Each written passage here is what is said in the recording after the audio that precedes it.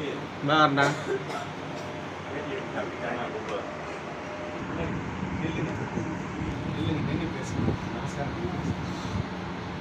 எல்லாத்துக்கும் ஆத்ம நமஸ்காரம்.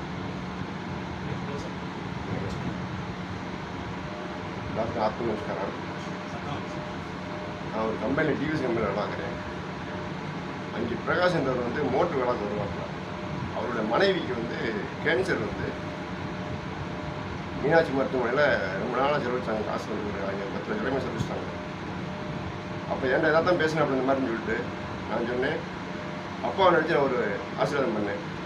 எதுனாலும் செய்ப்பா, என் கையில் ஒன்றும் கிடையாது, எல்லாம் அவர் செய்யலை, நம்பிக்கையோட போ சரியாகும்னு.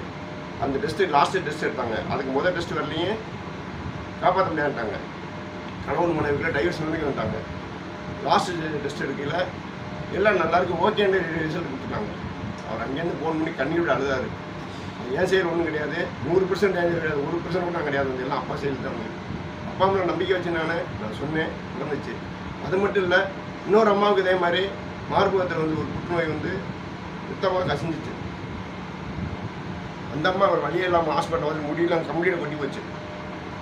யதார்த்தமாக பார்த்தாங்க, ஃபஸ்ட் ஸ்டாண்ட் நிற்கிறான் என்கிட்ட அழுதாங்க. இதே மாதிரி ஆசீர்வாதம் பண்ணேன், நல்லா இருக்காங்க இன்னைக்கு. ஏன்னா அவங்க ஃபோட்டோ எடுத்து அனுப்பி சொல்கிறேன், இவங்க ஃபோட்டோ அனுப்பி சொல்கிறேன். அவங்க ஒய்ஃபுக்கு முடி கம்ப்ளீட்டாக கொட்டிடுச்சு. இன்றைக்கி நல்லா இருக்காங்க. வந்து 2 குழந்தைகளோட இன்றைக்கி வாழ்ந்துட்டு இருக்காங்க. இன்றைக்கி அவர் வர வேண்டிய சூழ்நிலை, நான் வர முடியல. என்ன எல்லாத்துக்கும் வேண்டுதல்னா, எல்லாருமே அப்பா அம்மா நம்பிக்கை வைங்க. அவர் 100% இல்லை 150% உறுதியாக இருக்கார். உங்களுக்கு எத்தனையோ கஷ்டங்களை நாளைக்கு காப்பாற்றிருக்காரு.